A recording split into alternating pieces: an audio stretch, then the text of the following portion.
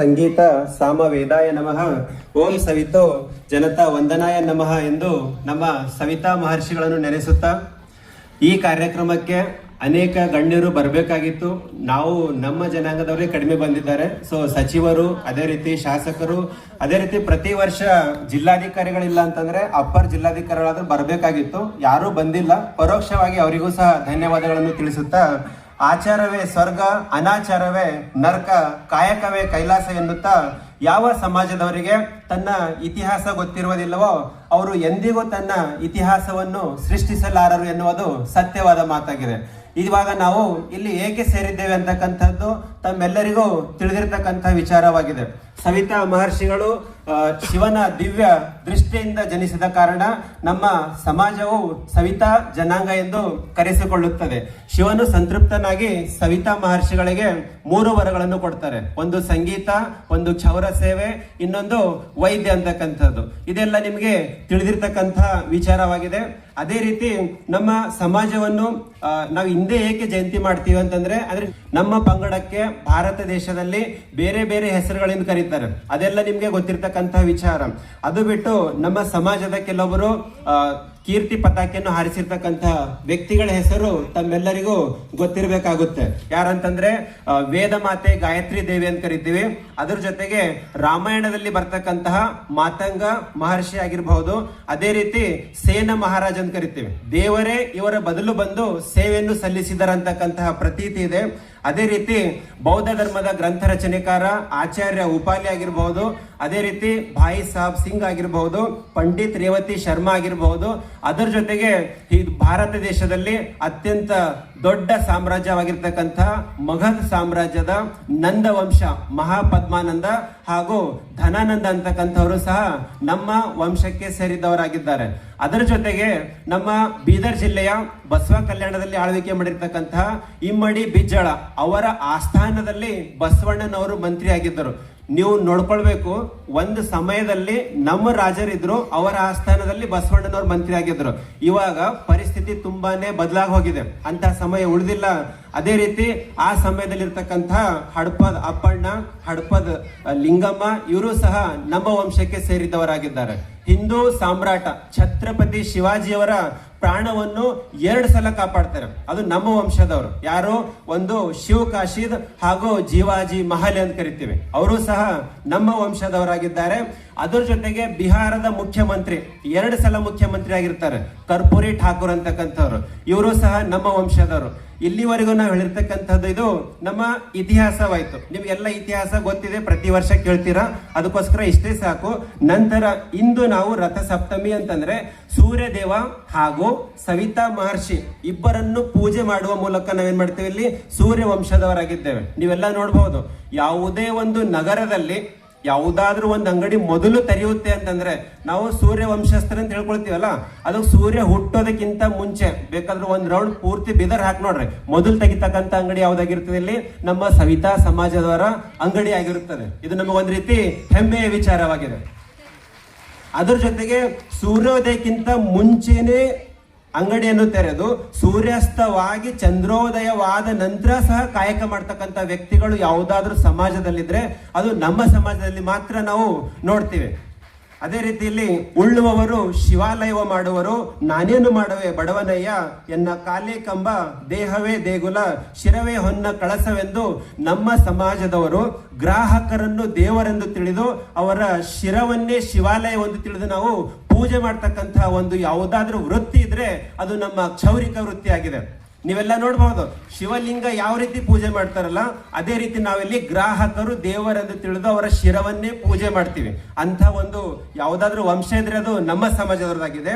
ನಮ್ಮ ಸಮಾಜದವರು ಇಲ್ಲಿ ಮೇಲೊಂದು ವಚನ ಹೇಳಿದ್ರಲ್ಲ, ಅದೇ ರೀತಿ ನಾವು ಕೆಲಸ ಮಾಡ್ತೀವಿ. ಆದರೆ ಇಲ್ಲಿ ಇರುವ ಅನೇಕರಿಗೆ ಇತ್ತೀಚೆಗೆ ಏನಾಗಿದೆ ಅಂದ್ರೆ, ನಮ್ಮ ಸಮಾಜದಲ್ಲಿ ಕೆಲವರು ಎಲ್ಲವೂ ನನ್ನಿಂದಲೇ, ಇದನ್ನೆಲ್ಲ ನಾನೇ ಮಾಡಿದ್ದು ಎಂಬ ಭಾವ ಸಮಾಜದ ಇತಿಹಾಸಗಳ ಪುಟ ತಿರುವಿ ನೋಡಿದ್ರೆ ಯಾರ್ಯಾರು ಹೇಳ್ತಾರಲ್ಲ ಇದು ನಾನೇ ಮಾಡಿದ್ದು, ಅದೇ ನಾನೇ ಮಾಡಿದ್ದು ಅಂತ ಇಂಥ ಪುಟ ತಿರುವಿ ನೋಡಿದ್ರೆ ದೊಡ್ಡ ದೊಡ್ಡ ಮಹಾರಾಜರು ಇತಿಹಾಸದ ಪುಟ ಸೇರಿ ಹೋಗಿದ್ದಾರೆ. ಯಾರ್ಯಾರು ನಾನೇ ನಾನೇ ನಾನೇ ಅಂತಕ್ಕಂಥವರೆಲ್ಲರೂ ಇತಿಹಾಸದ ಪುಟವನ್ನು ಸೇರಿ ಹೋಗಿದ್ದಾರೆ. ಆದ್ರೆ ಇತ್ತೀಚೆಗೆ ಇಲ್ಲಿ ಇರ್ತಕ್ಕಂಥ ಅನೇಕರಿಗೆ, ನಮ್ಮ ಸಮಾಜದವರಿಗೆ ಒಂದು ದೊಡ್ಡ ಸಾಧನೆ ಅಂದ್ರೆ ಏನಿದು, ಬೀದರ್ ಜಿಲ್ಲೆಯಲ್ಲಿ ಒಂದು ಸವಿತಾ ಭವನವನ್ನು ಕಟ್ಟಿದ್ದೇವೆ. ಇದೇ ನಮಗೆ ಒಂದು ಐತಿಹಾಸಿಕ ಸಾಧನವಾಗಿದೆ. ಆದರೆ ಇದಕ್ಕಾಗಿ, ಆ ಸವಿತಾ ಭವನಕ್ಕಾಗಿ ಶ್ರಮಿಸಿದ, ಹಣ ನೀಡಿದ ಅನೇಕರು, ಅದಕ್ಕಾಗಿ ಕಷ್ಟಪಟ್ಟಿರ್ತಕ್ಕಂಥ ಅನೇಕರು ಇಂದು ನಮ್ಮ ಸಮಾಜದಲ್ಲಿ ಮುಂಚೂಣಿಯಲ್ಲಿ ಕಾಣ್ತಾ ಇಲ್ಲ. ಯಾರ್ಯಾರು ಸಮಾಜ ಕಟ್ಟಿದ್ದಾರೋ, ಯಾರ್ಯಾರು ಸಮಾಜ ಬೆಳೆಸಿದ್ದಾರೋ ಅವರು ಸಮಾಜದ ಮುಂಚೂಣಿಯಲ್ಲಿ ಕಾಣ್ತಾ ಇಲ್ಲ. ಮೊದಲ ದಿನಗಳಲ್ಲಿ ಈ ಸಮಾಜ ನನ್ನದು, ಈ ವೇದಿಕೆಗಳು ನನ್ನವು ಎಂದು ಹೇಳಿರ್ತಕ್ಕಂತಹ ಎಲ್ಲರೂ ಅಸಹಾಯಕ ಸ್ಥಿತಿಯಲ್ಲಿದ್ದಾರೆ. ಅವರು ಯಾವ ರೀತಿ ಅಂತಂದ್ರೆ, ಅವರನ್ನು ಗಮನಿಸಿದಾಗ ಸಮಾಜ ಎತ್ತ ಹೋಗ್ತಾ ಇದೆ ಅಂತ ಅವರು ಚಿಂತನೆ ಮಾಡ್ತಾ ಅಸಹಾಯಕ ಸ್ಥಿತಿಯನ್ನು ಕಳೀತಾ ಇದ್ದಾರೆ. ಇದು ಇಲ್ಲಿರ್ತಕ್ಕಂಥ ಬೀದರ್ನಲ್ಲಿ ಇರ್ತಕ್ಕಂಥ ಪ್ರತಿಯೊಬ್ಬರಿಗೂ ಗೊತ್ತಿರ್ತಕ್ಕಂಥ ವಿಷಯವಾಗಿದೆ. ಸದ್ಯ ನಮ್ಮ ಸಮಾಜದ ಸ್ಥಿತಿ ಯಾವ ರೀತಿ ಆಗಿದೆ ಅಂತಂದ್ರೆ, ಸಮಾಜಕ್ಕೆ ಮೊದಲು ಹಣ ಕೊಟ್ಟವ್ರು ಬೇಕಾಗಿಲ್ಲ, ಸಮಯ ಕೊಟ್ಟವ್ರು ಬೇಕಾಗಿಲ್ಲ. ಯಾರು ಜಾಣ ಮಾತುಗಾರಿಕೆ ಆಡ್ತಾರೋ, ಯಾರು ಸಮಾಜವನ್ನು ಹಿಮಾಲಯ ಪರ್ವತ ಶಿಖರಕ್ಕೆ ಏರಿಸುತ್ತೇನೆ ಎಂದು ಹೇಳುತ್ತಾರೋ, ಯಾವ ವಿಶ್ವವಿದ್ಯಾಲಯದಲ್ಲಿ ಸಹ ಕಲಿಸದ ಬುದ್ಧಿಯನ್ನು ಕಲಿಸುವ ಪಂಡಿತರಿದ್ದಾರೋ ಅಂತ ವ್ಯಕ್ತಿಗಳು, ಮಾಯಾಜಾಲವನ್ನು ಹೊಂದಿರತಕ್ಕಂಥ ವ್ಯಕ್ತಿಗಳು ಮುಂದೆ ಬಂದಾಗ ಸಮಾಜ ಅವನತಿ ಹೊಂದುತ್ತದೆ. ಇದು ನಿಮ್ಗೆಲ್ಲ ಗೊತ್ತಿರ್ಬೇಕ್ರಿ. ಅದೇ ರೀತಿ ಇನ್ನೂ ಕೆಲವರು ಏನ್ ಮಾಡ್ತಾರೆ, ಇಲ್ಲಿ ಕಾಯಕವೇ ಕೈಲಾಸ, ಇಂಥ ಕಾಯಕ ಕೈಲಾಸ ಹೋಗ್ತೇವೆ. ಇಡೀ ಬೀದರ್ ಜಿಲ್ಲೆಯಲ್ಲಿ ನೋಡಿದಾಗ, ಜಯಂತಿಗಳು ನೋಡ್ತಾ ಹೋದಾಗ ಬರ್ತಾ ಬರ್ತಾ ಬರ್ತಾ ಬರ್ತಾ ಬರ್ತಾ ಜನಸಂಖ್ಯೆ ಕಡಿಮೆ ಆಗ್ತಾ ಆಗ್ತಾ ಹೋಗ್ತಾ ಇದೆ. ಸೊ ಯಾವ ರೀತಿ ನಮ್ ಜನ ಏನಂತೀವಿ, ಕಾಯಕವೇ ಕೈಲಾಸ. ಇಂಥ ಕಾರ್ಯಕ್ರಮಕ್ಕೆ ಬಾರದೆ ಇನ್ನೂ ಅನೇಕ ಜನ ಕಾಯಕ ಮಾಡ್ತಿದ್ದಾರೆ. ನೀವು ನೋಡ್ರಿ, ಅವರು ಕೈಲಾಸಕ್ಕೆ ಹೋದಾಗ ಸಹ ನೀವೆಲ್ಲ ಕಾಯಕ ಮಾಡ್ತಾ ಇರ್ತೀರಿ. 2 ಗಂಟೆ ಆದಾಗ ಎತ್ತರ ಇಲ್ಲ, ಇನ್ನ ವೈದ್ಯರ ಇಲ್ಲ, ನೀವು ಕೇಳ್ತೀರಿ. ಅಂದ್ರೆ ಸಮಯ, ಇಂಥ ಸಂದರ್ಭದಲ್ಲಾದ್ರೂ ಸಮಾಜಕ್ಕೆ ಸಮಯ ಕೊಡಬೇಕು. ಒಂದು ದಿನ ಕಾಯಕ ಬಿಟ್ರ ನಿಮ್ದೇನು ಹೋಗಂಗಿಲ್ಲ. ಅದು ಬಿಟ್ಟು ಏನ್ ಮಾಡ್ತಾರೆ ನಮ್ ಜನ, ಸೋಮವಾರ ಇದ್ರು ಬೇರೆ ಬೇರೆ ಸುತ್ತಮುತ್ತ ಇರ್ತಕ್ಕಂಥ ಹಳ್ಳಿ ತಾಲೂಕಾ ಪ್ರದೇಶದಲ್ಲಿ ಇನ್ನೂ ಹೆಚ್ಚಿನ ಜನ ಬರ್ಬೇಕಾಗಿತ್ತು, ಬಂದಿಲ್ಲ. ಯಾಕ, ಅಂಗಡಿ ಮುಚ್ಚಿದ್ರೆ ನಮಗ್ ಲಾಸ್ ಆಗ್ತದೇನೋ ಅಂತಕ್ಕಂಥದ್ದು. ಅಷ್ಟೇ ದೊಡ್ಡ ಲಾಸ್ ಆಗಂಗಿಲ್ರಿ. ಅದೇ ರೀತಿಯಲ್ಲಿ ನಾವು ಸಮಾಜದ ಬಗ್ಗೆ ಹೇಳ್ಬೇಕಾದ್ರೆ ಇಲ್ಲಿ no one is good, no one is bad. ಇಲ್ಲಿ ಯಾರೂ ಒಳ್ಳೆಯವರಲ್ಲ, ಯಾರೂ ಕೆಟ್ಟವರಲ್ಲ. ಸಮಾಜದ ನೇತೃತ್ವ ವಹಿಸಿಕೊಂಡ ವ್ಯಕ್ತಿಗೆ ಎಲ್ಲರೂ ಹೇಳ್ಬೇಕೇನಂತ, ತುಮ್ ಆಗೇ ಬಡೋ ಹಮ್ ತುಮಾರೇ ಸಾಥ್ ಹೈ ಅಂತ. ಇಷ್ಟೇ ಹೇಳಿದ್ರೆ ನೇತೃತ್ವ ವಹಿಸಿರ್ತಕ್ಕಂಥವನು ಸಮಾಜವನ್ನು ಬೆಳೆಸ್ತಾನೆ. ಅದು ಬಿಟ್ಟು ನಮ್ಮ ಸಮಾಜದಲ್ಲಿ ಆಗ್ತದೆ ಅಂದ್ರೆ ಇಲ್ಲಿ ತುಮ್ ಆಗೇ ಬಡೋ ಹಮ್ ಪೀಚೆ ಕಡೆ ಹೇ ತುಮಾರೇ ಪಾವ್ ಖೀಂಚಬೇಕು ಎನ್ನುವಂತೆ ಇಂದು ನಮ್ಮ ಸಮಾಜದ ಪರಿಸ್ಥಿತಿ ಆಗಿದೆ. ಏಕತೆನೇ ಕಾಣ್ತಾ ಇಲ್ಲ. ಯಾರಾದ್ರೂ ಮುಂದೆ ಬಂದ್ರೆ ಅಂತ ತಿಳ್ಕೊರೆ, ಯಾವಾಗ ಕಾಲು ಹಿಡಿದಳಿಬೇಕು ಅವ ನೋಡು ಏನ್ ಮಾಡ್ತಾ, ಇಂಥ ಮಾತುಗಳೇ ಇತ್ತೀಚೆಗೆ ತುಂಬಾನೇ ಹೆಚ್ಚಾಗಿರ್ತಕ್ಕಂಥದ್ದು. ಆದ್ರೆ ಇನ್ನೊಂದು ನೋಡ್ಕೊಳ್ಳಿ, ಸಮಾಜದ ಆದಾಯದ ರೂಪದಲ್ಲಿ ಒಂದು ಭವನ ಇದೆ. ಆದಾಯ ರೂಪದಲ್ಲಿ ಬರ್ತಕ್ಕಂಥ ಎಲ್ಲವೂ ಸಮಾಜದ ಅಭಿವೃದ್ಧಿಗೆ ಖರ್ಚಾಗಬೇಕು. ಆಗ್ತಾ ಇದೆ, ಮುಂದೆ ಸಹ ಸಮಾಜದ ಅಭಿವೃದ್ಧಿಗೆ ಖರ್ಚಾಗಬೇಕು. ಅದ್ರ ಜೊತೆಗೆ ಯಾರು ಪ್ರಾಮಾಣಿಕ ಪ್ರಯತ್ನ ಮಾಡ್ತಾ ಇದ್ದಾರೋ, ಘನತೆಯಿಂದ ನಮ್ಮ ಸಮಾಜದವರೊಂದು ಹೇಳಿಕೊಂಡು ಬದುಕಬೇಕು ಅಂತ ಹೇಳ್ತಾ ಇದ್ದಾರೋ ಅಂತಹ ವ್ಯಕ್ತಿಗಳಿಗೆ ಇವತ್ತು ಸೋಲಾಗ್ತಾ ಇದೆ. ಅಂತರಿಗೆ ಸೋಲಾದ್ರೆ ಯಾರಿಗೂ ವೈಯಕ್ತಿಕ ನಷ್ಟವಿಲ್ಲ. ಅದರ ಅರ್ಥ ಇಷ್ಟೇ, ನಮ್ಮ ಜನ ಜಾಗೃತರಾಗಿಲ್ಲ. ಸ್ವಾರ್ಥಿಗಳ ಕೈಯಲ್ಲಿ ಸಮಾಜವನ್ನು ಕೊಟ್ರೆ ಸಮಾಜ ಹಾಳಾಗುತ್ತೆ. ಅದೇ ರೀತಿ ಇವತ್ತು ಯಾಕಪ್ಪ ಈ ವೇದಾಂತ ಎಲ್ಲ ನಾ ಹೇಳ್ತಾ ಇದ್ದೀನಿ ಅಂದ್ರೆ, ಈ ವೇದಾಂತ ಇವತ್ತು ಯಾಕೆ ಹೇಳ್ತಾ ಇದ್ದೀನಿ ಅಂತಂದ್ರೆ, ಇಲ್ಲಿ ಕಳೆದ ಕೆಲವು ದಿನಗಳಲ್ಲಿ ಅನೇಕ ಮಹನೀಯರು, ನಮ್ಮ ಸಮಾಜದವರು, ಸಮಾಜದ ತಮ್ಮ ಸಾಧನೆಗಳು, ತಮ್ಮ ಹೋರಾಟಗಳ ಬಗ್ಗೆ ಹೇಳ್ತಾ ಇದ್ದಾರೆ. ಇದು ಸ್ವಾಗತಾರ್ಹ. ಅವ್ರು ಮಾಡಿರ್ತಕ್ಕಂಥ ಸಾಧನೆಗಳ ಆ ರೀತಿಯೇ ಹೇಳ್ತಾ ಇದ್ದಾರೆ, ಅದು ಸ್ವಾಗತಾರ್ಹ. ಅದ್ರ ಜೊತೆಗೆ ಅನೇಕ ಮಹನೀಯರವರಿಗೆ ಬೆಂಬಲವನ್ನು ಸೂಚಿಸ್ತಾ ಇದ್ದಾರೆ. ಇದು ಸಹ ಪ್ರಶಂಸನೀಯ. ಯಾರ್ಯಾರು ಸಮಾಜ ಕೆಲಸ ಮಾಡಿರಲ್ಲ, ಇದೆಲ್ಲ ತುಂಬಾ ಸ್ವಾಗತಾರ್ಹ, ಪ್ರಶಂಸನೀಯವಾಗಿದೆ.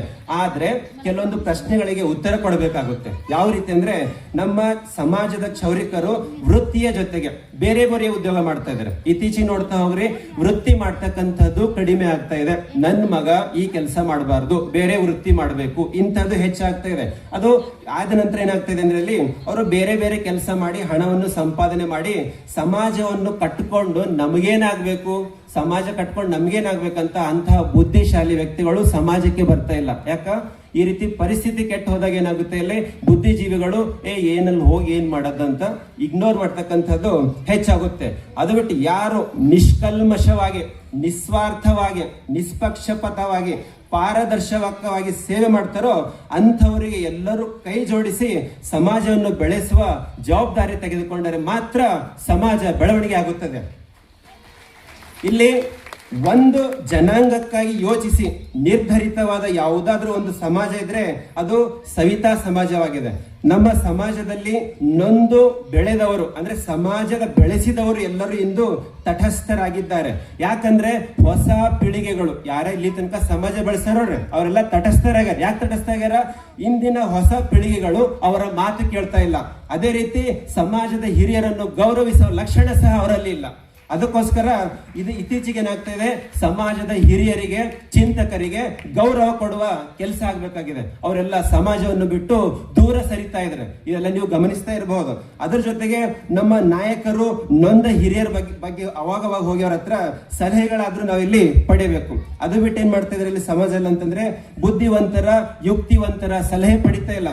ನಾನೇ ಬುದ್ಧಿವಂತ, ಸಮಾಜ ನಾನೇ ಬೆಳೆಸ್ತೀನಿ, ಇಂಥ ಅಹಂ ಅಂತಕ್ಕಂಥದ್ದು ಇತ್ತೀಚೆಗೆ ಹೆಚ್ಚಾಗ್ತಾ ಇದೆ. ಆದ್ರೆ ಈಗ ನಮ್ಮ ಸಮಾಜದ ಬಂಧುಗಳಿಗೆ ಇರುವುದು ಒಂದೇ ದಾರಿ. ಆಗಿರುವ ಅನಾಹುತಗಳನ್ನೆಲ್ಲ ಸರಿಪಡಿಸಿ ಒಡೆದು ಹೋಗುತ್ತಿರುವ ಸಮಾಜವನ್ನು ಒಂದು ಮಾಡಲು ನಾವು ಭೇದ ಭಾವವನ್ನು ಮರೆತು ಒಂದಾಗಬೇಕಾಗಿದೆ. ನೀವು ನೋಡ್ತಾ ಇರ್ಬೋದು, ಒಂದು ಕುಟುಂಬದಲ್ಲಿ ಬರುವ ಸಣ್ಣ ಸಣ್ಣ ವಿಚಾರಗಳನ್ನು ದೊಡ್ಡದಾಗಿ ಮಾಡ್ತಾ ಹೋದ್ರೆ ಆ ಕುಟುಂಬ ಸಣ್ಣದಾಗಿ ಹೋಗ್ತಾ ಬರುತ್ತದೆ. ಅದೇ ರೀತಿ ಒಂದು ಸಮಾಜದಲ್ಲಿ ಬರ್ತಕ್ಕಂತಹ ಸಣ್ಣ ಸಣ್ಣ ವಿಚಾರಗಳಿಗೆ ಕಿವಿ ಕೊಡ್ತಾ ಹೋದ್ರೆ ಆ ಸಮಾಜ ಸಣ್ಣದಾಗ್ತಾ ಹೋಗುತ್ತದೆ. ಅಲ್ಲಿ ಭಾಗವಹಿಸ್ತಕ್ಕಂಥ ಜನರು ಕಡಿಮೆ ಆಗ್ತಾ ಹೋಗ್ತಾರೆ. ಅದು ತುಂಬಾ ದೂರ ಹೋಗ್ಬೇಕಾಗಿಲ್ಲ. ಇವತ್ತಿನ ಕಾರ್ಯಕ್ರಮವನ್ನು ನೀವು ನೋಡಿ, ಏಕತಾ ಮಿಠ್ಠಿ ನೆ ಕಿ ತೋ ಈಂಟ್ ಬನ್ ಗಯಿ, ಅಗರ್ ईंट ने की तो दीवार बन गया, दीवार ने की तो घर बन गया. ये सब तो बेजान चीजें हैं. ये सब एक हो सकते हैं तो हम तो इंसान हैं. समाज को आगे बढ़ाने के लिए हम सबको एक होना पड़ेगा ಎಂದು ಹೇಳುತ್ತಾ ಇಂದು ನಮ್ಮ ಸಮಾಜದಲ್ಲಿ ಹುಡುಕಾಟ ನಡೆಸಬೇಕಾಗಿದೆ. ಏನ್ ಹುಡುಕಾಟ? ಶುದ್ಧ ಹಸ್ತ ಹೊಂದಿರುವ ಜನಮನ್ನಣೆ ಇರ್ತಕ್ಕಂಥ ಜನಪ್ರೀತಿಯ ನಾಯಕ. ಅದು ಬಿಟ್ಟು ಏನ್ ಮಾಡ್ತಾ ಇದೀವಿ? ಕೆಸರೆರಚಾಟ. ಇವ್ರ ಕೆಸರು ಅವ್ರ ಮೇಲೆ ಹಾಕೋದು, ಅವ್ರ ಕೆಸರು ಇವ್ರ ಮೇಲೆ ಹಾಕೋದು. ಈ ರೀತಿ ಮಾಡೋದಲ್ಲ. ಸಮಾಜಕ್ಕೆ ಯಾರು ಕೆಲಸ ಕೊಟ್ಟ ಮಾಡ್ಯಾರ ಅವ್ರಿಗೆ ಗೌರವ ಕೊಡ್ರಿ. ಯಾರು ಕೆಲಸ ಮಾಡ್ತೆ ಅಂದಾರ ಅವ್ರಿಗೆ ಸಹ ಗೌರವ ಕೊಡ್ರಿ. ಅದು ಬಿಟ್ಟು ಒಳ್ಳೆ ಕೆಲಸ ಮಾಡಿರ್ತಕ್ಕಂಥವ್ರ ಮೇಲೂ ಕೆಸರೆರಚಾಟ ಮಾಡ್ತಕ್ಕಂಥದ್ದು, ಉಳಿದವ್ರ ಮೇಲೂ ಕೆಸರೆರಚಾಟ ಮಾಡ್ತಕ್ಕಂಥದ್ದು. ಈ ರೀತಿ ಆದ್ರೆ ಏನಾಗುತ್ತೆ? ಸಮಾಜ ಬೆಳವಣಿಗೆ ಆಗುವುದಿಲ್ಲ. ಯಾರಾದ್ರೂ ಸಮಾಜ ಬೆಳೆಸಬೇಕು ಅಂತ ಮುಂದೆ ಬಂದಾಗ ಬಾಹ್ಯ ಬೆಂಬಲ, ಹೊರಗಿನ ಬೆಂಬಲ ಇರ್ತದೆ ಬೇರೆ ಜನರದು. ಆದರೆ ನಮ್ಮ ಜನಾಂಗದ ಒಳಗಡೆ ಅನೇಕ ವಿರೋಧಿಗಳು ಹುಟ್ಟುಕೊಳ್ತಾ ಇದ್ದಾರೆ. ಯಾವ ರೀತಿ ಅಂದ್ರೆ ಇತ್ತೀಚೆಗೆ ನೋಡ್ತಾ ಇರಬಹುದು, ಯಾವುದೇ ಲಗಾಮಿಲ್ಲದೆ ನಮ್ಮ ಸಮಾಜದಲ್ಲಿ ಗುಂಪುಗಾರಿಕೆ ಆಗ್ತಾ ಇದೆ. ಗುಂಪುಗಾರಿಕೆ ಅಂದ್ರೆ ಆ ಸಮಾಜ ಬೇರೆ, ಇದು ಬೇರೆ, ಇವ್ರ ಗುಂಪು ಬೇರೆ, ಅವ್ರ ಗುಂಪು ಬೇರೆ. ಈ ರೀತಿ ಗುಂಪುಗಳು ಆದಾಗ ಯಾರು ಭಯ ಪಡುವುದಿಲ್ಲ. ಉದಾಹರಣೆಯಾಗಿ ನೋಡ್ಕೊಳ್ಳಿ, ಯಾರು ಅನ್ಯತಾ ಭಾವಿಸಬಾರ್ದು. ನಾವು ರಸ್ತೆ ಪಕ್ಕದಲ್ಲಿ ಹೋಗ್ತಾ ಇದೀವಿ ಅನ್ಕೋರಿ, ಅಲ್ಲೆರಡು ಇಲ್ಲೆರಡು, ಅಲ್ಲೆರಡು ಇಲ್ಲೆರಡು ನಾಯಿಗಳಿದ್ದ ನಾವು ಯಾರು ಭಯ ಪಡಂಗಿಲ್ಲ.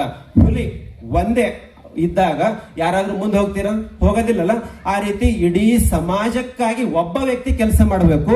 ಆ ಒಬ್ಬ ವ್ಯಕ್ತಿ ನೇತೃತ್ವವನ್ನು ಎಲ್ಲರೂ ಒಪ್ಕೊಳ್ಬೇಕು. ಅಂತ ಕಾರ್ಯ ಆದಾಗ ಮಾತ್ರ, ಗುಂಪುಗಾರಿಕೆಯನ್ನು ಬಿಟ್ಟಾಗ ಮಾತ್ರ ನಮ್ಮ ಸಮಾಜ ಬೆಳವಣಿಗೆ ಆಗುತ್ತೆ. ಅದೇ ರೀತಿ ನಮ್ಮ ಸಮಾಜದಲ್ಲಿ ಕನಿಷ್ಠ ಸಂಘ ಸಂಸ್ಥೆಗಳಿಗೆ ಯಾವ ನಿಯಮ ಇರಬೇಕು ಅಂತವು ಸಹ ಗಾಳಿಗೆ ತುರಲಾಗ್ತಾ ಇದೆ. ಅದೇ ರೀತಿ ಯಾರು ಕೆಲಸ ಮಾಡಿದ್ರಿ ಅವರಿಗೋಸ್ಕರ ಹೇಳ್ಬೇಕಾದ್ರೆ, ಟೀಕಿಸದ ಬಾಯಿ ಇಲ್ಲ, ಟೀಕಿಸದ ಬಾಯಿ ಇಲ್ಲ, ಬೊಗಳದ ನಾಯಿ ಇಲ್ಲ, ಬೊಗಳದ ನಾಯಿ ಇಲ್ಲ, ಇವೆರಡು ಇಲ್ಲದ ಯಾವುದೇ ಊರಿಲ್ಲ ಎನ್ನುವಂತೆ ಸಮಾಜ ಅಂದಮೇಲೆ ಹೊಗಳುವವರು ಇರುತ್ತಾರೆ, ತೆಗಳುವವರು ಇರುತ್ತಾರೆ. ನಿಜ, ಸಮಸ್ಯೆ ಇದೆ ಸಮಾಜದಲ್ಲಿ. ಸಮಸ್ಯೆ ಇದ್ದವರೆಲ್ಲ ಸೋಲುವುದಿಲ್ಲ, ಪರಿಹಾರ ಹುಡುಕದವರು ಮಾತ್ರ ಸೋಲುತ್ತಾರೆ. ನಮ್ಮ ಸಮಾಜದಾಗ ಏನ್ ಸಮಸ್ಯೆ ಅದ, ಎಲ್ಲರೂ ಸಮಸ್ಯೆ ಸಮಸ್ಯೆ ಸಮಸ್ಯೆ ಅಂತ ಹೇಳಿದ್ರೆ ಉದ್ಧಾರ ಆಗಂಗಿಲ್ಲ. ಆ ಸಮಸ್ಯೆಗೆ ಯಾರು ಪರಿಹಾರ ಹುಡುಕ್ತಾರೋ ಅವಾಗ ಮಾತ್ರ ಸಮಾಜ ಅಂತಕ್ಕಂಥದ್ದು ಬೆಳವಣಿಗೆ ಆಗುತ್ತದೆ.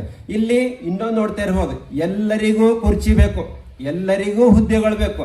ಅದೇ ರೀತಿ ಎಲ್ಲರಿಗೂ ಸಹ ಹಾರ ತುರಾಯಿಗಳು ಬೇಕು. ಯಾವ ರೀತಿ ಅಂದ್ರೆ ಇಲ್ಲಿ ಕುಂತಿದ್ವಿ ಅನ್ಕೋರಿ, ಎಲ್ಲರಿಗೂ, ನಂಗೂ ಕರಿಬೇಕು, ನಿಮ್ಗೂ ಕರಿಬೇಕು, ಎಲ್ಲರಿಗೂ ಕರಿಬೇಕು, ಎಲ್ಲರಿಗೂ ಹೂವು ಹಾಕ್ಬೇಕು, ಎಲ್ಲರಿಗೂ ಶಾಲ್ ಹಾಕ್ಬೇಕು. ಇದು ಪ್ರತಿಯೊಬ್ಬ ವ್ಯಕ್ತಿಗೆ ಇರ್ತಕ್ಕಂಥ ಆಸೆ ಆಗಿದೆ. ಹಾಗಂತ ಸಮಾಜದಲ್ಲಿರ್ತಕ್ಕಂಥ ಎಲ್ಲಾ ವ್ಯಕ್ತಿಗಳನ್ನು ಸಂತೋಷ ಪಡಿಸಬಹುದೇನ್ರಿ? ಇಲ್ಲಿ ಪಡಿಸ್ಲಕ್ ಆಗಂಗಿಲ್ಲ. ಒಬ್ಬರಿಲ್ಲ ಒಬ್ಬರು ಆ ತೃಪ್ತರು ಇದ್ದೇ ಇರ್ತಾರೆ. ನೀವು ಭಗವದ್ಗೀತೆಯಲ್ಲಿ ಹೇಳಿರ್ತಕ್ಕಂಥದ್ದು ಕೇಳಿರಬಹುದು, ಕರ್ಮ ಕರೋ ಫಲ್ ಕಿ ಚಿಂತಾ ಮತ್ ಕರೋ ಅಂದಂತೆ ಕರ್ಮ ಸಮಾಜಕ್ಕಾಗಿ ಕೆಲಸ ಮಾಡಿ ಪ್ರತಿಫಲ ಯಾವಾಗ ಸಿಗ್ಬೇಕು ಅವಾಗ ನಿಮಗೆ ಸಿಕ್ಕೇ ಸಿಗುತ್ತೆ.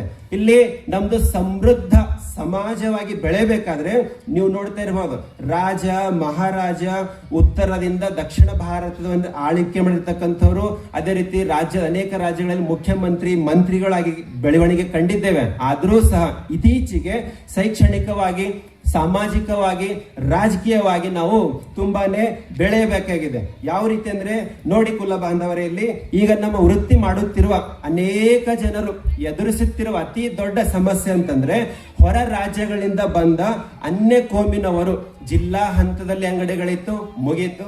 ತಾಲೂಕು ಹಂತದಲ್ಲಿ ಹೋಯ್ತು, ಅದು ಮುಗೀತು. ಗ್ರಾಮ ಹಂತದಲ್ಲಿ ಹೋಯ್ತು, ಅದು ಮುಗೀತು. ಯಾವಾಗ ನಮ್ಮಲ್ಲೇ ಒಗ್ಗಟ್ಟು ಇಲ್ಲ ಅಂತಂದಾಗ ಬೇರೆಯವರು ಆಕ್ರಮಣ ಮಾಡುವುದು ಇದು ಸಹಜ.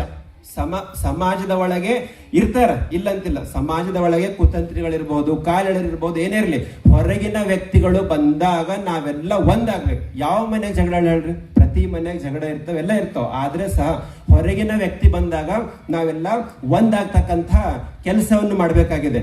ಇಂದು ಪ್ರತಿ ತಾಲೂಕಿನ ಯುವಕರು, ಪ್ರತಿ ಗ್ರಾಮದ ಯುವಕರು ಮುಂದೆ ಬಂದು ಸಂಘಟನೆ ಮಾಡಬೇಕಾಗಿದೆ.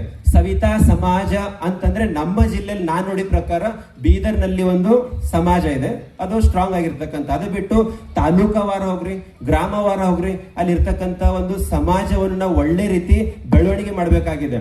ಯಾರೋ ಬಂದು ನಮ್ಮ ಸಮಾಜವನ್ನು ಸುಧಾರಣೆ ಮಾಡ್ತಾರೆ ಅಂತಂದ್ರೆ ಇದು ದೊಡ್ಡ ತಪ್ಪು ಕಲ್ಪನೆ. ನಾವೇ ನಮ್ಮ ಸಮಾಜವನ್ನು ಉದ್ಧಾರ ಮಾಡಲಿಕ್ಕೆ ಮುಂದೆ ಬರಬೇಕಾಗುತ್ತದೆ. ಇಂಥ ಸಂದರ್ಭದಲ್ಲಿ ಏನಾಗುತ್ತೆ ಅಂದ್ರೆ ನಾವು ಸಮಾಜದೊಳಗೆ ಯುವಕರು ಸೇರುವುದು ತುಂಬಾ ಮುಖ್ಯವಾಗಿದೆ. ಯಾಕಂದ್ರೆ ಸಣ್ಣ ಪುಟ್ಟ ಜಗಳಗಳು, ಸಮಯದ ನಿರ್ಬಂಧಗಳನ್ನು ಮರೆತು ನಾವೆಲ್ಲ ಏಕತೆ ಆದಾಗ ಮಾತ್ರ ಮುಂದೆ ಬರ್ತಕ್ಕಂಥ ಪೀಳಿಗೆಗಳಿಗೆ ಒಳ್ಳೆ ಸಮಾಜವನ್ನು ಕೊಡಬಹುದು. ಆದ್ರೆ ಆ ರೀತಿ ಆಗ್ತಾ ಇಲ್ಲ. ಇನ್ನೊಂದು ನೋಡ್ಕೊಳ್ಳಿ, ಹೇಗೆ ಇರಲಿ ನಮ್ಮ ಕಾಯಕ, ಕೆಲವರಿಗೆ ನಮ್ಮ ಕಾಯಕ ಬಗ್ಗೆ ಹೇಳ್ಕೊಳಕ್ಕೆ ನಾಚಿಕೆ ಬರ್ತದೆ. ಎಲ್ಲಾದ್ರೂ ಹೋಗ್ರಿ, ನಮ್ಮ ಜಾತಿ ಯಾವುದು, ಕಾಯಕ, ಅದಕ್ಕೆ ನಾಚಿಕೆ ಪಡ್ತೀರಿ. ಹೇಗೆ ಇರಲಿ ನಮ್ಮ ಕಾಯಕ ಪರವಾಗಿಲ್ಲ, ಹೇಗೆ ಇರಲಿ ನಮ್ಮ ಕಾಯಕ ಪರವಾಗಿಲ್ಲ.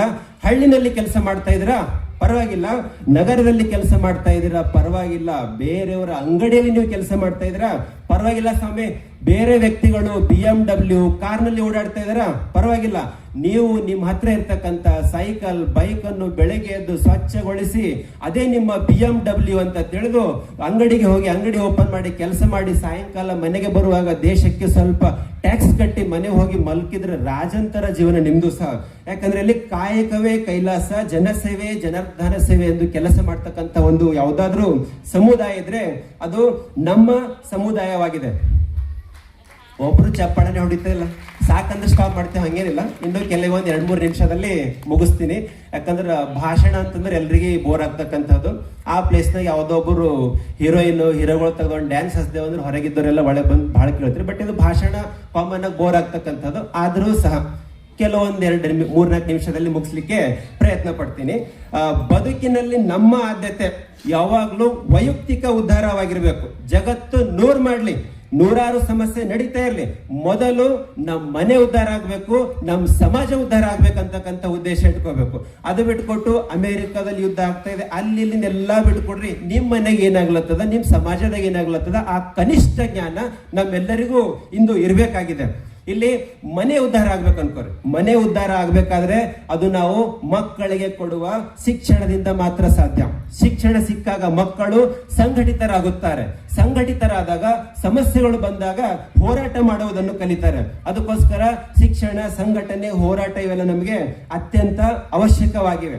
ಯಾವುದೇ ಒಂದು ಸಮಾಜ ಮುಂದೆ ಬರ್ಬೇಕಾದ್ರೆ ಇವೆಲ್ಲ ಹೇಳ್ತೀವಿ ನೋಡ್ರಿ, ಸಾಮಾಜಿಕ, ಆರ್ಥಿಕ ಇವೆಲ್ಲ ವೇಸ್ಟ್ ರೀ. ಮುಂದೆ ಬರ್ಬೇಕಾದ್ರೆ ಒಂದೇ, ಇತ್ತೀಚೆಗೆ ಹೇಳ್ಬೇಕಾದ್ರೆ ರಾಜಕೀಯ ಕ್ಷೇತ್ರದಲ್ಲಿ ಬೆಳವಣಿಗೆ ಆದಾಗ ಮಾತ್ರ ಆ ಸಮಾಜಗಳು ಬೆಳವಣಿಗೆ ಆಗುತ್ತವೆ. ಇದೇ ಪ್ಲೇಸ್ ನಲ್ಲಿ ಮುಂದಿನ ತಿಂಗಳು, ಅದ್ರ ಮುಂದಿನ ತಿಂಗಳು ಬೇರೆ ಬೇರೆ ಜಯಂತಿಗಳು ಬರ್ತಾವ. ಟೈಮ್ ಇದ್ದ ಲಂಚ್ ಟೈಮಿಗೆ ಒಂದ್ ಸಲ ವಾಕಿಂಗ್ ಮಾಡ್ತಾ ಬಂದ್ ನೋಡ್ರಿ, ಇಲ್ಲಿ ಎಷ್ಟು ಮುಖಂಡರು ಕುಂತಿರ್ತಾರ ಅಂತಕ್ಕಂಥದ್ದು. ಗೊತ್ತಾಯ್ತಾ? ಆ ಸಮಾಜದಲ್ಲಿರ್ತಕ್ಕಂಥ ಆ ನೇತೃತ್ವ, ಅಲ್ಲಿರ್ತಕ್ಕಂಥ ಜನಸಂಖ್ಯೆ, ನಮ್ಮಲ್ಲಿರ್ತಕ್ಕಂಥ ಶಕ್ತಿ ಇರ್ಬೇಕು ಆ ರೀತಿ. ಅದು ಬಿಟ್ಟು ನಮ್ಮಲ್ಲೇ ಏಕತೆ ಇಲ್ಲ ಅಂದಾಗ ಅಲ್ಲಿ ಏನಂದ್ರೆ ಯಾವಾಗ ಹೋದ್ರು ಕಚ್ಚಾಡ್ತಾವ್ ಬಡದಾಡ್ತಾವ್, ಅವ್ರಿಗೆ ಕರೆದಾರೆ ಇವ್ರಿಗೆ ಒಬ್ರು ಇರೋರು ಒಬ್ರಿಗೆ ಆಗ್ಬಾರಲ್ಲ ಅಂದಾಗ ಹೊರಗಿನ ವ್ಯಕ್ತಿಗಳು ಇಂತಹ ಸ್ಥಳದಲ್ಲಿ ಕಾಲಿಡಂಗಿಲ್ಲ. ಯಾವಾಗ ಇಡ್ತಾರ? ನಾವೆಲ್ಲ ಏಕತೆಯಿಂದ ಎಲ್ಲರೂ ಹೋಗಿ ಕರೆದಾಗ ಮಾತ್ರ ಎಲ್ಲ ವ್ಯಕ್ತಿಗಳು ಕಾಲಿಡ್ತಾರ. ಇನ್ನೊಂದು ನೋಡ್ಬೇಕಾದ್ರೆ ಇಲ್ಲಿ ನಮ್ಮ ಕಾಯಕದೊಂದು ಶ್ರೇಷ್ಠತೆ ಇದೆ. ಅನ್ಯರ ಕೈ ಕೆಳಗೆ ನೌಕರರಾಗುವುದಕ್ಕಿಂತ, ಬೇರೆಯವ್ರ ಅಂಗಡಿದಾಗ ಅಲ್ಲಿ ನಾವು ನೌಕರರಾಗೋದಕ್ಕಿಂತ, ಯಾವುದೋ ಜಾಬ್ನು ಸಿಕ್ತ ಅನ್ಕೋರು 1 ತಾರೀಕು ಸ್ಯಾಲ್ರಿ ಬೇರೆದವ್ರು ಕೊಡ್ತಾರಂತ ಅವ್ರ ಕೈ ಕೆಳಗೆ ನಾವು ನೌಕರಾಗಿ ಕೆಲಸ ಮಾಡ್ತೀವಿ. ಅದಕ್ಕಿಂತ ಉತ್ತಮ ಏನು? ನಮ್ಮ ಸಣ್ಣ ಅಂಗಡಿಯ ಮಾಲೀಕರಾಗೋದಿಲ್ಲ ಹೆಸ್ರಿ. ನೀವೆಲ್ಲ ಮಾಲಕರಿದ್ರಿ, ನೌಕರಲ್ಲ. ಎಷ್ಟು ಹೆಮ್ಮೆ ವಿಷಯದ ನೀವಿಲ್ಲಿ. ನೀವು ಒಂದು ಕಟಿಂಗ್ ಶಾಪ್ ನ ಕೆಲಸ ಮಾಡ್ತೀರಿ ಅಂತ ತಿಳ್ಕೊರೆ, ನಿಮಗ್ ನೀವೇ ಹೆಮ್ಮೆ ಪಡಬೇಕು. ಹೆಂಗ್ ಹೆಮ್ಮೆ ಪಡಬೇಕು? I am owner of the shop ಅಂತ. ಅದು ಬಿಟ್ಕೊಟ್ಟು ನೀವೇನದಲ್ಲಿ ಅವನಿಗೆ ಗೌರ್ಮೆಂಟ್ ನೌಕರಿ ಅದ, ಅವ ಅಲ್ಲಿ ನೌಕರಿ ಮಾಡ್ತೀನಿ, ಬೆಂಗಳೂರ್ದಾಗ ಅವ ನೌಕರನ, ನೌಕರಿ ಮಾಡೋರು ನೌಕರರು, ಇನ್ಕ್ಲೂಡಿಂಗ್ ನೀ ಆಲ್ಸೋ ನೌಕರ. ಓಕೆ, ಸೊ ನೀವು ಸಮಾಜದ ಕೆಲಸ ಏನ್ ಮಾಡ್ತಾ ಇದ್ರಲ್ಲ, ನೀವೆಲ್ಲ ಮಾಲೀಕರನ್ನು ಕರಿತೀವಿ ನಿಮ್ಗೆಲ್ಲ ನಾವಿಲ್ಲಿ. ಅದೇ ರೀತಿ ಇಲ್ಲಿ ಅದ್ರ ಜೊತೆ ಸ್ವಲ್ಪ ಆಧುನೀಕರಣವನ್ನು ಅಳವಡಿಸ್ಕೊಳ್ಬೇಕಾಗುತ್ತೆ. ಅದಕ್ಕೆ ಸರ್ಕಾರಗಳು ಸಹಾಯ ಮಾಡಬೇಕು. ಸಮಾಜವನ್ನು ನಾವು ರಕ್ಷಿಸಿದರೆ ಸಮಾಜ ನಮ್ಮನ್ನು ರಕ್ಷಿಸುತ್ತದೆ. ಸಂಘಟನೆಯನ್ನು ನಾವು ರಕ್ಷಿಸಿದರೆ ಸಂಘಟನೆ ನಮ್ಮನ್ನು ರಕ್ಷಿಸುತ್ತದೆ. ಅದೇ ರೀತಿ ಸಮಾಜದಲ್ಲಿರ್ತಕ್ಕಂಥವರಿಗೆ ನೇತೃತ್ವ ವಹಿಸ್ತಕ್ಕಂಥವರಿಗೆ ಒಂದು ಮಾತು ಹೇಳಕ್ಕೆ ಇಷ್ಟಪಡ್ತೀನಿ. Leaders don't create followers, they create more leaders. ಒಬ್ಬ ನಾಯಕ ಹಿಂಬಾಲಕರನ್ನು ಸೃಷ್ಟಿ ಮಾಡುವುದಿಲ್ಲ, ಮತ್ತೊಬ್ಬ ನಾಯಕನನ್ನು ಸೃಷ್ಟಿ ಮಾಡ್ತಾನೆ. ಅಂತ ನಾಯಕರು ನಮ್ಮ ಸಮಾಜದಲ್ಲಿ ಹುಟ್ಕೊಳ್ಬೇಕಾಗಿದೆ. ಸಮಾಜದ ನೇತೃತ್ವ ವಹಿಸಿಕೊಂಡವರು, ಈ ಎಕ್ಸಾಂಪಲ್ ಏನೋ ಸಮಾಜ ಕಷ್ಟದಾಗದ, ಯಾರೋ ಒಬ್ಬರು ನೇತೃತ್ವ ವಹಿಸ್ಕೋತೀವಿ ಅಂತ ಮುಂದೆ ಬಂದ್ರೆ ತಿಳ್ಕೊರಿ, ರೈಟ್? ಅಂತಹ ಸಂದರ್ಭದಲ್ಲಿ ಏನ್ ಮಾಡ್ತಾರೆ ಗೊತ್ತಾ? ನೀವು ಸಮಾಜಕ್ಕೆ ಏನಾದ್ರೂ ಒಳ್ಳೇದ್ ಮಾಡಿದ್ರ ಏನು ಅಂಬಂಗಿಲ್ಲ, ಒಳ್ಳೆ ಕೆಲಸ ಮಾಡಿ ನಂತರ ಒಂದು ಸಣ್ಣ ಪುಟ್ಟ ತಪ್ಪಾದ್ರೂ ಸಹ ಅವಾಗ ಏನಂತಾರೆ ಗೊತ್ತಿಲ್ಲ, ಸಣ್ಣ ಪುಟ್ಟ ತಪ್ಪು ನಂಗೆ ಗೊತ್ತಿತ್ತು, ಇದು ಹಿಂಗೆ ಆಗ್ತದ, ಇವತ್ತಿನ ಪ್ರೋಗ್ರಾಮ್ ಹಿಂಗೆ ಆಗ್ತದ, ಇವ ಸಮಾಜ ಹಿಂಗೆ ನಡೆಸ್ತಾನ ಅಂತ ಹೇಳ್ತಾರೆ. ಹೆಂಗ್ ಹೇಳ್ತಾರೆ ಅಂದ್ರ ಅವನು ಹಣೆ ಬರಪರಿಗೆ ಬ್ರಹ್ಮನ್ ಬಾಜು ಇವನೇ ಕುಂತಿನೇನೋ ಅಂದಾಗ ಇವನ್ ಹಿಂಗೆ ಆಗ್ತದ ಅಂತ ನಮ್ಮ ಸಮಾಜದಲ್ಲಿ ಹೇಳ್ತಕ್ಕಂಥ ಜನ ಬಹಳ ಜನ ಹೆಚ್ಚಾಗಿದ್ದಾರೆ. ಆದ್ರೆ ನೇತೃತ್ವ ವಹಿಸಿಕೊಂಡವರು ಯಾರಿಗೂ ಕಿವಿ ಕೊಡ್ಲಕ್ ಹೋಗ್ಬಾರ್ದ್ರಿ. ಯಾಕೆ ಕೊಡ್ಬಾರ್ದು? ನೇತೃತ್ವ ವಹಿಸಿದೀವಿ ಅಂತಂದ್ರೆ ದಡ ಮುಟ್ಟಿಸುವ ಕೆಲಸ ಮಾಡ್ಬೇಕು. ಈ ಕಡೆ ಸಮುದ್ರ ಸ್ಟಾರ್ಟ್ ಆಗ್ಯದ, ಬೋಟ್ನ ಕುಂತರ ಸಮಾಜದವರು ದಡ ಮುಟ್ಟಿಸ್ರಿ. ನಡುವೆ ಇದು ಬಿಟ್ಕೊಡ್ತೀನಿ ಅಂತಂದ್ರ ನಾ ಘರ್ಕ ನಾ ಘಾಟ್ಕ ಎನ್ನುವ ಪರಿಸ್ಥಿತಿ ಬರ್ತದ ಬರ್ತದ. ಅದೇ ರೀತಿ ಇನ್ನೊಂದು, ಯಾರ್ಯಾರು ಯುವ ನೇತೃತ್ವ ವಹಿಸಿದಿರಿ, ಮುಂದೆ ವಹಿಸಲಿದ್ದೀರಿ, ಹಿಂದೆ ಸಹ ವಹಿಸಿದ್ದೀರಿ, ಅವರೆಲ್ಲ ಒಂದು ಮಾತು ನೆನ್ಪಿಟ್ಕೋರಿ. ಸಬ್ಸೆ ಬಡಾ ರೋಗ್ ಕ್ಯಾ ಕಹೆಂಗೆ ಲೋಗ್, ಸಬ್ಸೆ ಬಡಾ ರೋಗ್ ಕ್ಯಾ ಕಹೆಂಗೆ ಲೋಗ್. ನೀವ್ ಎಷ್ಟೇ ಒಳ್ಳೆ ಕೆಲಸ ಮಾಡ್ರಿ ನಿಮಗ್ ಬೈತಾರ. ನೀವು ಮನೆಗೆ ಹೊರಗೆ ಹೋಗೋ ಟೈಮಿಗೆ ಹೊಸ ಬಟ್ಟೆ ಹಾಕೊಂಡ್ ಬರ್ರಿ, ಹಬ್ಬ ಏನೋ ಜೋರದ ಎಲ್ಲಿಗೋ ನಡೆದಿದ್ಯ ಅಂತಾರೆ. ಅಥವಾ ಹರ್ದಿ ಬಟ್ಟೆ ಹಾಕೊಂಡ್ಬರ್ರಿ, ಏನದನ್ನು ಯಾಕೋ ಹಿಂಗಿದ್ದೆ ಅಂತ. ನೀವೇನೋ ಮಾಡ್ರಿ, ಅಂಬೋರ್ ಬಾಯಿ ನಾವು ಮುಚ್ಲಕ್ ಬರಂಗಿಲ್ಲ. ಅದಕ್ಕೆ ಸಬ್ಸೆ ಬಡ ರೋಗ್ ಕ್ಯಾ ಕಹೆಂಗೆ ಲೋಗ್. ಅಂತಕ್ಕಂಥವ್ರು ಅಂತ ಇರ್ತಾರ, ಅಂಥವ್ರಿಗೆ ನಾವಿಲ್ಲಿ ಇಗ್ನೋರ್ ಮಾಡ್ಬೇಕು, ಕೇಳಕ್ ಹೋಗ್ಬಾರ್ದು. ಯಾಕಂದ್ರೆ ಇಲ್ಲಿ ಸಮಾಜ ಅಂದ್ಮೇಲೆ ಅಂತಕ್ಕಂಥವ್ರು ಇರ್ತಾರ. ನೀವೆಷ್ಟೇ ಒಳ್ಳೆ ಕೆಲಸ ಸಮಾಜಕ್ಕೆ ಮಾಡಿ, ಕೆಲವೊಬ್ರು ಏನಂತಾರ, ಏನ ಬಹಳ ಕೆಲಸ ಮಾಡೀನಿ, ನಂಗೆ ಯಾರು ತಾರೀಫ್ ಮಾಡಂಗಿಲ್ಲ, ಯಾರು ಹೊಗಳಂಗಿಲ್ಲ. ಯಾಕೆ ಹೊಗಳ್ತಾರ ನೋಡ್ಕೊರೋ ಥಾಟ್ ಅದು ಹಿಂದೆ ಕೇಳಿರ್ಬೋದು ನೀವೆಲ್ಲಿ. ಕಿತ್ನೆ ಬಿ ಅಚ್ಚೆ ಕರ್ಮ ಕರ್ಲೋ, कितने भी अच्छे कर्म कर लो, तारीफ तो शमशान घाट में ही होती है. कितने भी अच्छे कर्म कर लो, तारीफ तो शमशान घाट में ही होते हैं. ನೀವೆಷ್ಟೇ ಒಳ್ಳೆ ಕೆಲಸ ಮಾಡ್ರಿ, ನೀವೆಷ್ಟೇ ಕಷ್ಟದಾಗಿರ್ರಿ, ನೀವು ಹೋದ ನಂತರ 4 ಜನ ಬಂದ ನಂತರ ಅರೆ ಅವನ್ ನಂಗೆ ಹೇಳ್ಕೊಂಬೋದಿತ್ತು, ಬಹಳ ಒಳ್ಳೆವಿದ್ದು, ನಾ ಸಹಾಯ ಮಾಡ್ತಿದ್ದ. ಜೀವಂತ ಇದ್ದಾಗ ಸಹಾಯ ಮಾಡದ ವ್ಯಕ್ತಿಗಳು ಸತ್ತ ಮೇಲೆ ಒಂದೇ ಒಂದ್ ಸಹಾಯ ಮಾಡ್ತಾರ, ಅದು ಭುಜ ಕೊಡ್ತಕ್ಕಂಥ, ಅದನ್ನು ಎಲ್ಲರೂ ಕೊಡಂಗಿಲ್ರಿ. ಅದಕ್ಕೆಂದಲ್ಲಿ ಜೀವಂತ ಇರ್ತಕ್ಕಂಥ ವ್ಯಕ್ತಿಗಳಿಗೆ ಜೀವಂತ ಇದ್ದಾಗ ಸಮಾಜದ ಅವಶ್ಯಕತೆ ಇದ್ರೆ ಸಮಾಜದವರು ಅವರಿಗೆ ಸಹಾಯ ಮಾಡಿ, ಸಮಾಜಕ್ಕೆ ಅಂತಹ ವ್ಯಕ್ತಿಗಳು ಸಹಾಯ ಮಾಡಿ, ಇಂತಹ ಕೆಲಸ ಆಗ್ಬೇಕು. ಮುಂದೆ ನೇತೃತ್ವ ವಹಿಸಿಕೊಳ್ತಕ್ಕಂಥ ವ್ಯಕ್ತಿಗಳು ಸಹ ಯಾರಾದ್ರೂ ಇದ್ರೆ ಜನ ಮೆಚ್ಚುವ ಕಾರ್ಯಗಳನ್ನು ಮಾಡಿ ಒಳ್ಳೆ ರೀತಿ ಸಮಾಜವನ್ನು ಬೆಳೆಸ್ರಿ. ಎಲ್ಲರನ್ನು ಮೆಚ್ಚಿಸ್ಬೇಕು ಅಂತಂದ್ರ ಎಲ್ಲರನ್ನು ಮೆಚ್ಚಿಸ್ತಾ ಇದ್ದೀವಿ ಅಂತ ತಿಳ್ಕೊರಿ. ಎಲ್ಲರೂ ನಂಗೆ ತಾರೀಫ್ ಮಾಡತ್ತಾರ ಅಂದ್ರ ನಾ ಮಹಾ ಮೂರ್ಖಿತನು. ಎಲ್ಲರೂ ಮೆಚ್ಚಿಸಲು ಸಾಧ್ಯವಿಲ್ಲ. ಒಬ್ಬರು ಇಬ್ಬರು ಹೊಗಳ್ತಕ್ಕಂಥವ್ರು ತೆಗಳ್ತಕ್ಕಂಥವ್ರು ಸಹ ಇದ್ದೇ ಇರ್ತಾರೆ. ಇಲ್ಲಿ ಇನ್ನೊಂದು ಹೇಳಿಕೆ ಪ್ರತಿ ವರ್ಷ ಜಯಂತಿಯಲ್ಲಿ ಕೇಳ್ತಾ ಇರ್ತೀವಿ ಅಂತ ನೀವು ಹೇಳ್ಬೇಕು. ಇವಾಗ ಸವಿತಾ ಬಂಧು ಒಂದು ಅಂತ ಹೇಳಿದ್ರಿ, ನಿಮ್ಮ ಅಂತರಾವಲೋಕನ ಮಾಡ್ಕೋರಿ. ಸವಿತಾ ಬಂದು ನಾವೆಲ್ಲ ಒಂದೊಂದು ಕುಂತಿ ಎಲ್ಲ ಒಂದು ಹೇಳಿದ್ರಿ. ಯಾರ ಒಂದಿದ್ರಿ? ಒಂದಿಲ್ಲ. ಹೇಳಿಕೆಗಷ್ಟೇ ಅದು ಸೀಮಿತವಾಗಿದೆ. ಸವಿತಾ ಬಂದು ನಾವೆಲ್ಲ ಒಂದು, ಅದು ಮೆರವಣಿಗೆ ಇಲ್ಲಿ ತನಕ ಬರೋ ತನಕ ಮುಗಿಯ ತನಕ ಮುಗೀತು. ಹೊರೆ ಹೋಗೋ ಟೈಮಿಗೆ ನಾಲ್ಕು ಜನ ಗುಂಪು ಮಾಡ್ಕೊಂಡು ಹೋಗ್ತೀರಿ. 4 ಜನ ಇದ್ರಿ ಅನ್ಕೋರಿ. ಆ 4 ಜನರದಾಗ ಯಾರು ಆಬ್ಸೆಂಟ್ರ ಅವ್ರಿಗೆ ಬೈತ್ರಿ. ಇರ್ದಾಗ ಒಬ್ಬ ವ್ಯಕ್ತಿ ಹೋದಾಗ ಇವನಿಗೆ ಮತ್ತೆ 3 ಕಲ್ತ್ ಬೈತ್ರಿ. ಇಂಥ ಪರಿಸ್ಥಿತಿ ಇತ್ತೀಚೆಗೆ ನಮ್ಮ ಸಮಾಜದಲ್ಲಿ ತುಂಬಾ ಹೆಚ್ಚಾಗ್ತಾ ಇದೆ. ಇದು ತುಂಬಾ ಗಂಭೀರ ವಿಷಯ ಆಗಿರ್ತಕ್ಕಂಥದ್ದು. ಯಾಕ ಒಬ್ಬರು ಕಾಲು ಎಳಿಲಕ್ ಮತ್ತೊಬ್ಬ ವ್ಯಕ್ತಿಯಲ್ಲಿ ರೆಡಿ ಇರ್ತಕ್ಕಂಥದ್ದು ಹೆಚ್ಚಾಗಿದೆ. ಸೊ ಕೊನೆಯದಾಗಿ ನಿಮ್ಗೆಲ್ಲ ಇಂಟ್ರೆಸ್ಟ್ ಇತ್ತು ಅಂದ್ರೆ ಒಂದು ಸಣ್ಣ ಸ್ಟೋರಿ ಹೇಳಿ ಕಾರ್ಯಕ್ರಮ ಮುಗಿಸ್ಲಿಕ್ಕೆ ಇಷ್ಟಪಡ್ತೀನಿ. ಇಂಟ್ರೆಸ್ಟ್ ಇದೆ ಎಲ್ಲರಿಗೆ? ಇಲ್ಲ ಅಂದ್ರೂ ಏನು ಮಾಡ್ಲಕ್ಕಾಗಲ್ಲ, ಕೇಳಲೇಬೇಕಾಗ್ತದೆ. ಈ ನಾವು ಹೇಳತ್ತಿದ್ದೇವೆ ಅಂತಂದ್ರೆ ಅಲ್ಲಿ ಕುಂತಿರಿ ಕೇಳಲೇಬೇಕಾಗ್ತದಲ್ಲ. ಸೊ ವಯಸ್ಸಿನ ಬಗ್ಗೆ ಒಂದು ಕಾಲ್ಪನಿಕ ಕಥೆ ಇದೆ. ವಯಸ್ಸಿನ ಬಗ್ಗೆ ಕಾಲ್ಪನಿಕ ಕಥೆ. ದೇವರು ಮೊದಲು ಒಂದು ಕತ್ತೆಯನ್ನು ಸೃಷ್ಟಿ ಮಾಡ್ತಾನಂತ್ರಿ. ಕತ್ತಿ ಸೃಷ್ಟಿ ಮಾಡಿ ನಿನಗ 60 ವರ್ಷ ವಯಸ್ಸು, ನಿನ್ನ ಕೆಲಸ ಬರೀ ಜೀವನ ಪರ್ಯಂತ ದುಡಿಬೇಕು ಅಂತ ಹೇಳ್ತಾನ. ಅದು ಕತ್ತೆ ಏನ್ ಹೇಳ್ತದಲ್ಲಿ, ದೇವ್ರೆ 60 ವರ್ಷ ಬೇಡಪ್ಪ, ನಂಗ 30 ಕೊಡು ಸಾಕು ಅಂತದ. ನಂತರ ದೇವರು ಒಂದು ನಾಯಿಯನ್ನು ಸೃಷ್ಟಿ ಮಾಡಿ ನಿನ್ನ ವಯಸ್ಸು 50, ಮನೆ ಮುಂದೆ ನಿಯತ್ತಿನಿಂದ ಇರಬೇಕು ಅಂತ ಹೇಳ್ತಾನಂತ. ಅದಕ್ಕೆ ನಾಯಿ ಏನ್ ಹೇಳ್ತದ, ದೇವ್ರೆ 50 ಬೇಡ 25 ಸಾಕು ಅಂತ ಹೇಳ್ತದಂತ. ನಂತರ ದೇವರು ಒಂದು ಕೋತಿಯನ್ನು ಸೃಷ್ಟಿ ಮಾಡಿ ನಿನಗೆ 40 ವರ್ಷ ವಯಸ್ಸು, ಮನೆಯಿಂದ ಮನೆ ಮರದಿಂದ ಮರಕ್ಕೆ ಜಿಗಿಯುವ ಕೆಲಸ ನಿಂದು, ಎಲ್ಲಿ ಆಹಾರ ಸಿಗುತ್ತೋ ಅಲ್ಲಿ ತಿನ್ಬೇಕು, ಅಲ್ಲಿರ್ಬೇಕು, ಅಲ್ಲಿಂದ ಜಂಪ್ ಮಾಡಿ ಮತ್ತೊಂದು ಮರಕ್ಕೆ ಹೋಗಿ ಆಹಾರ ಸೇವಿಸಿ ಅಲ್ಲಿರ್ಬೇಕು ಅಂತ ಹೇಳ್ತಾನೆ. ಅದು ಕೋತಿ ಅಂತದ. ದೇವ್ರೆ 40 ಮಕ್ಕಳಾಯ್ತು, 20 ಕೊಡ್ರಿ ಸಾಕು ಅಂತದ.